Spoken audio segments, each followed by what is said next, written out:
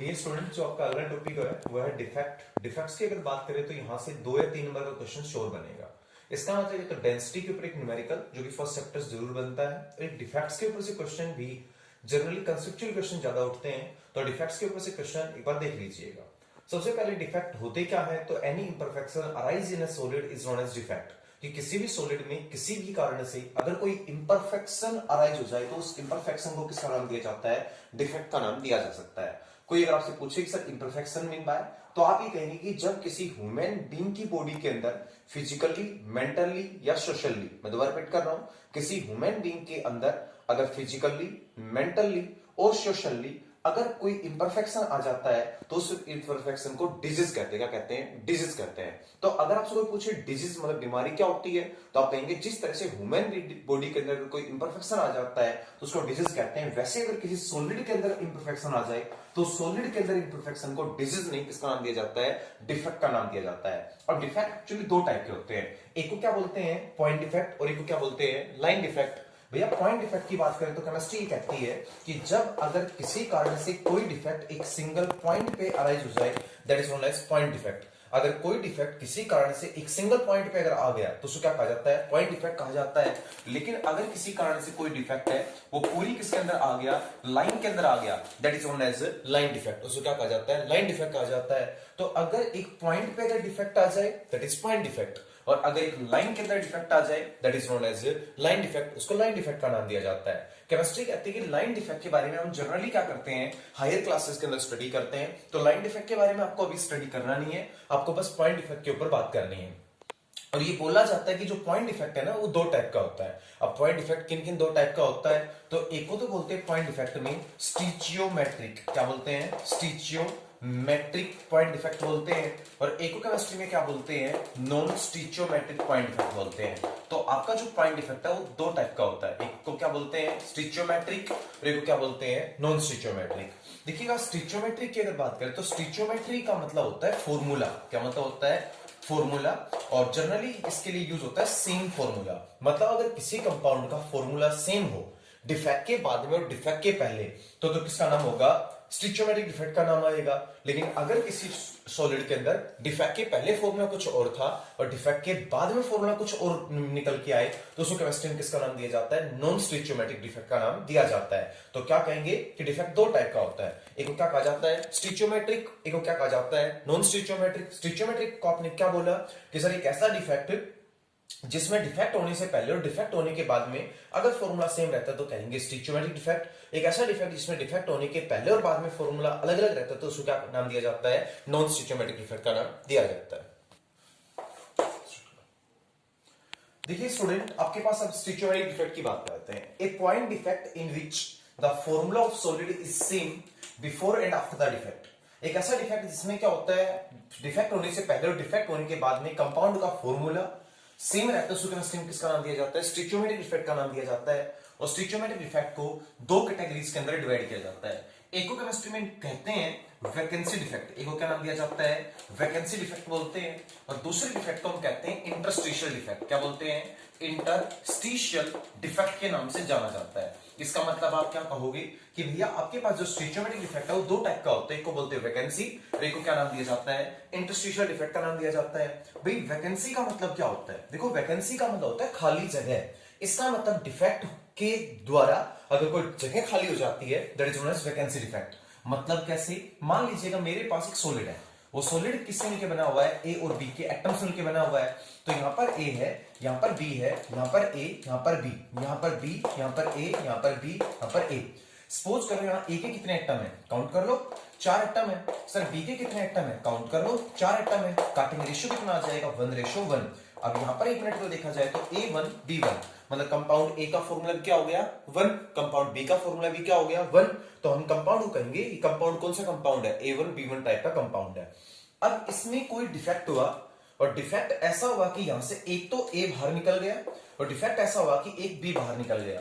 तो एक ए और एक बी सॉलिड के अंदर से निकलकर बाहर चला गया।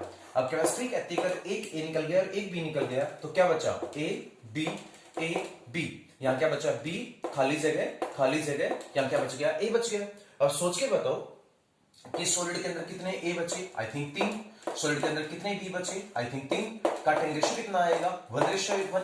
केमिस्ट्री क्या कहती है कि सर एक ऐसा डिफेक्ट जिसमें डिफेक्ट होने से पहले और डिफेक्ट होने के बाद में अगर सॉलिड का फॉर्मूला सेम रहता है तो कौन सा डिफेक्ट होगा? वो स्टिचियोमेट्रिक। और स्टिचियोमेट्रिक में डिफेक्ट में क्या क्रिएट हो रही है? वैकेंसी क्रिएट हो रही है, मतलब खाली जगह क्रिएट हो रही है। That's why it's known as vacancy defect कहते हैं। बस एक बात याद रखने वाली ये है कि वैकेंसी डिफेक्ट में डेंसिटी क्या होती है बेटा? डिक्रीज हो जाती है। अब आपको पढ़ा होगा कि डेंसिटी का फॉर्मूला क्या होता है? Mass upon volume. अब देखो दो चीजें अगर बाहर निकल गई तो सिंपल सी बात है, मास क्या हो जाएगा?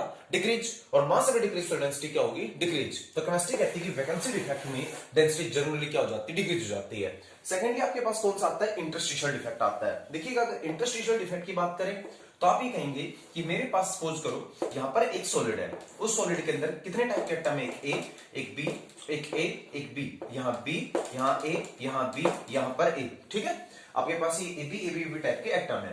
भैया कितने ए हैं? काउंट करना। मेरे अकॉर्डिंग 4 तो ए हैं। कितने बी हैं? काउंट करना। 4 बी हैं। काटिंग रेशियो कितना आ जाएगा? A1 B1। मतलब आपके पास ये कंपाउंड का रेशियो हो जाएगा। जैसे ही हम कुछ कोई डिफेक्ट करें और उस डिफेक्ट की वजह से कुछ ऐसा हो, कुछ कैसा हो, यहां पर ए आ जाए, यहां पर बी आ जाए, यहां पर ए आ जाए, यहां पर बी, यहां पर बी, यहां पर ए, यहां पर बी, यहां पर ए।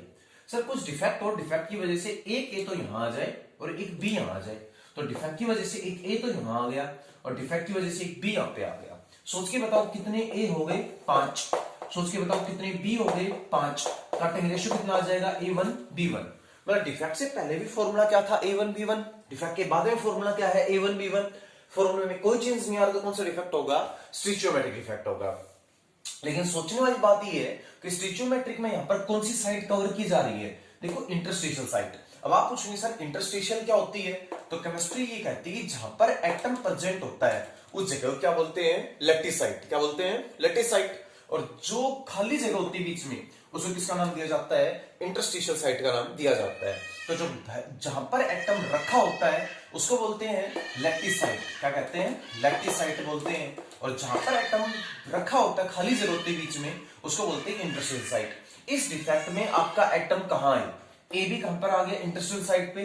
बी भी कहां पर आ गया? देखो ये बीच वाली जगह इंटरस्टिशियल साइट पे। और जब किसी सॉलिड के अंदर अगर कंपाउंड इंटरस्टिशियल साइट पे आ जाए तो उसको इंटरस्टिशियल डिफेक्ट का नाम दिया जाता है। भैया डेंसिटी का फॉर्मूला आपने पढ़ा होगा, क्या होता है? Mass upon volume. अब दो नए एटम, एक एटम यहां आ गया और एक एटम यहां पे आ गया। अब दो नए एटम आएंगे तो मास क्या होगा? बढ़ेगा। और मास बढ़ेगा तो डेंसिटी आपकी क्या होगी? इंक्रीज होगी। तो केमिस्ट्री में आप ये कह सकते हैं कि due to interstitial defect density increases. तो वैकेंसी डिफेक्ट की वजह से डेंसिटी क्या होती है? डिक्रीज होती है। और इंटरस्टिशियल डिफेक्ट की वजह से क्या होती है? डिक्रीज होती है। देखिएगा जिस तरह से स्टिचियोमेट्रिक डिफेक्ट में आपने वैकेंसी और इंटरस्टिशियल डिफेक्ट पढ़े, वैसे आयनिक कंपाउंड में दो डिफेक्ट होते हैं। एको केमिस्ट्री में बोलते हैं सोटी डिफेक्ट। क्या बोलते हैं? को सोटी डिफेक्ट के नाम से जाना जाता है। और एको केमिस्ट्री में किसके नाम से जाना जाता है बेटा? फ्रेंकल डिफेक्ट के नाम से जाना जाता है। तो एको क्या नाम दिया जाता है? सोटी। और एको क्या नाम दिया जाता है? फ्रेंकल। अब अगर आपसे कोई पूछे सोटी डिफेक्ट क्या होता है, अगर आपसे कोई पूछे फ्रेंकल डिफेक्ट क्या होता है, तो आप क्या बताएंगे? तो पहले ध्यान से सुनिएगा। अगर मैं स्टिचियोमेट्रिक डिफेक्ट की बात करूं तो आप बोलेंगे कि सर ये दो टाइप का होता है, वैकेंसी और इंटरस्टिशियल। बट वो किसके अंदर होता है? नॉन आयनिक कंपाउंड, ऐसे कंपाउंड जिनमें आयन नहीं बनते। तो ये आयनिक कंपाउंड में कितने टाइप का होगा? फिर दो टाइप का होगा। लेकिन आयनिक कंपाउंड में स्टिचियोमेट्रिक डिफेक्ट के जो दो टाइप होते हैं उनमें से एक को क्या बोलते हैं? सोटकी। और एक को क्या बोलते हैं? फ्रेंकल डिफेक्ट बोलते हैं। कोई पूछे सोटकी डिफेक्ट क्या है, तो मैं कह सकता हूं सर ये वैकेंसी डिफेक्ट की जस्ट क्या है? कॉपी है। वैकेंसी डिफेक्ट की जस्ट क्या है? कॉपी है। मतलब वैकेंसी डिफेक्ट की ही कॉपी को सोटकी डिफेक्ट कहते हैं, बस किसके अंदर? आयनिक कंपाउंड के अंदर। अब आप पूछेंगे दीपक सर कैसे? तो चलो मैं समझाने के लिए काम करता हूं, एक एग्जांपल ले लेता हूं। यहां पर को क्या है? A positive B negative, A positive B negative, B negative A positive, B negative A positive. यहां पर क्या बेटा? A positive B negative, A positive क्या है? B negative. यहां पर क्या बेटा? B negative A positive, B negative A positive. आप पहले सोच के बताओ यहां कितने ए पॉजिटिव है? मेरे को आपको दिख रहा होगा 8 तो ए पॉजिटिव है। कितने बी नेगेटिव है? 8 ही बी नेगेटिव है। काटिंग रेशियो कितना हो जाएगा? 1:1। कंपाउंड में A1 और फॉर्मूला क्या बन जाएगा? B1। और हम ये कह सकते हैं कि डिफेक्ट से पहले कंपाउंड का फॉर्मूला कुछ ऐसा था। अब हमने इसको क्या किया? गर्म किया। अब जैसे गर्म किया तो इसमें कुछ चेंज आए, और चेंजेस क्या आए कि यहां से एक तो A बाहर निकल गया और एक B। मतलब एक तो A पॉजिटिव बाहर निकल गया और एक क्या बाहर निकल गया? B नेगेटिव बाहर निकल गया। भाई केमिस्ट्री कहती है अगर एक A पॉजिटिव बाहर निकल जाए और एक B नेगेटिव बाहर निकल जाए, भाई कितने A पॉजिटिव बचेंगे? 7। कितने B नेगेटिव बचेंगे? 7। फॉर्मूला क्या बनेगा A1B1, मतलब हमारा फॉर्मूला क्या हो जाएगा A1B1। केमिस्ट्री क्या कहती है कि डिफेक्ट से पहले फॉर्मूला कुछ और हो, डिफेक्ट के बाद में कुछ और हो, तो उसको तो नॉन स्टिचियोमेट्रिक बोलते हैं। या तो डिफेक्ट्स के पहले और बाद में फॉर्मूला क्या है सेम, तो कौन सा डिफेक्ट का एग्जांपल होगा स्टिचियोमेट्रिक का। बट स्टिचियोमेट्रिक डिफेक्ट किसके अंदर होता है, केमिस्ट्री कहती है आयनिक कंपाउंड्स के अंदर क्या करता है, टेक्स प्लेस करता है। आयनिक कंपाउंड्स में स्टिचियोमेट्रिक डिफेक्ट मैं मानता हूं होता है, लेकिन इस स्टिचियोमेट्रिक डिफेक्ट के अंदर कैसे होता है, तो केमिस्ट्री कहती है if the same number of anion and cation removed from the lattice site, अगर जितने एनायन उतने कैटायन। अब आपने देखा एक तो यहां से क्या बाहर निकला कैटायन, एक यहां से क्या बाहर निकला एनायन, तो एक एनायन एक कैटायन जब लैटिस साइड से निकलकर बाहर चले जाए तो जो डिफेक्ट होगा कौन सा डिफेक्ट होगा, सोल्ट डिफेक्ट होगा। तो डिफाइन करना पड़े तो क्या कैसे डिफाइन करेंगे, एक stoichiometric defect in which same number of anion and cation removed from the lattice site and vacancy is created is known as Schottky defect. Schottky defect में डेंसिटी क्या होती है, ऑलवेज डिक्रीज होती है। समझ में आ गया होगा क्यों डिक्रीज होती है, क्योंकि डेंसिटी का फॉर्मूला क्या होता है मास अपॉन वॉल्यूम। अब भैया दो चीज निकल के जा रही है तो सिंपल सी बात है मास क्या होगा घटेगा, और मास अगर घटेगा तो डेंसिटी क्या होगी डिक्रीज होगी। तो यू कैन से दैट कि सोल्ट डिफेक्ट में डेंसिटी क्या होती है डिक्रीज मानी जाती है। चलो सोल्ट डिफेक्ट में आपने कह दिया कि डेंसिटी सारी डिक्रीज होती है, और क्या चेंज आता है वो बाद में फ्रैंकल के साथ डिस्कस करेंगे। फ्रैंकल डिफेक्ट में क्या होता है, केमिस्ट्री कहती है कि जस्ट इंटरस्टिशियल डिफेक्ट की कॉपी है।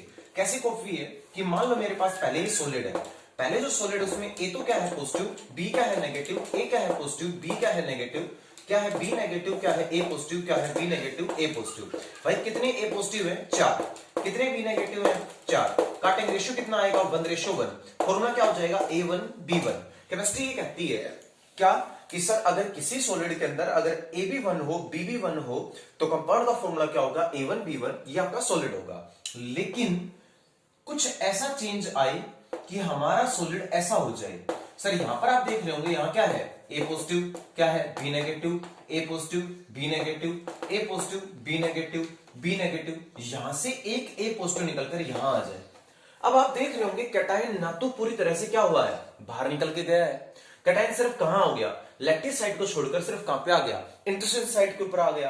केमिस्ट्री कहती है कि अगर कोई कैटायन निकलकर सिर्फ इंटरस्टिशियल साइड के ऊपर आ जाए, निकल के बाहर ना जाए, यहां पर निकल के बाहर चले गए थे बट यहां इंटरस्टिशियल साइड के ऊपर आ गया, तो सर कंपाउंड के फॉर्मूले में कोई बदलाव नहीं आएगा। तो कौन सा डिफेक्ट होगा स्टिचियोमेट्रिक। और स्टिचियोमेट्रिक में इस तरह के डिफेक्ट को क्या कहते हैं फ्रैंकल डिफेक्ट कहते हैं। फ्रैंकल डिफेक्ट में डेंसिटी क्या रहती है सेम। आप कहेंगे क्यों सेम रहती है, अरे भाई एटम पहले यहां था अब कहां गया यहां पे आ गया, अब पहले एटम यहां था अब एटम यहां पे आ गया, मतलब मास में कोई बदलाव नहीं हुआ, वॉल्यूम में कोई बदलाव नहीं हुआ, it means density is same. तो सॉफ्टवेयर डिफेक्ट में डेंसिटी क्या होती है डिक्रीज, फ्रैंकल डिफेक्ट में डेंसिटी क्या हो जाती है सेम रह जाती है। कर लोगे नेक्स्ट।